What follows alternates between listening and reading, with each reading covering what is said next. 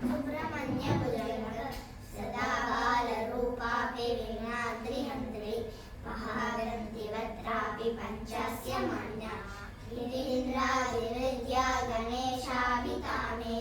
विदग्धां श्रियङ्कापि कल्याणमूर्ति न जानामि शब्दं न जानामि चार्तं न जानामि पद्यं न जानामि गद्यं चित्तेका सडास्या हृदिभ्यो न ते मे मुखानि सरन्ते गिरश्चापि चित्रम् मयूरादिरूढं महावाक्यपूर्णं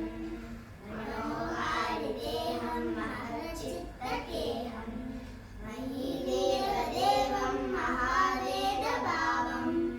महादेवबालं भजे लोकपालं यदा सन्निधानं तदा मानवामे महाबोधिपालं कथास्ते तदैव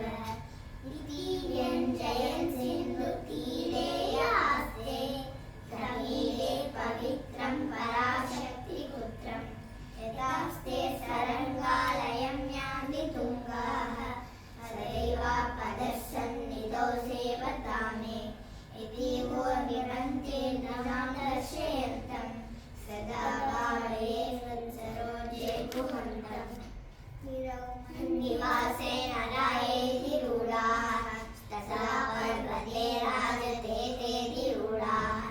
इवीव ब्रुवन्मन्दशैलादिरूढः सदेवो मुदेर्मे सदा षण्मुखोऽस्ति महाबोधितीरे महापापचोरे मुनीन्द्रानुकूले सुगन्धाख्यशैले गुहायां वसन्तं स्ववास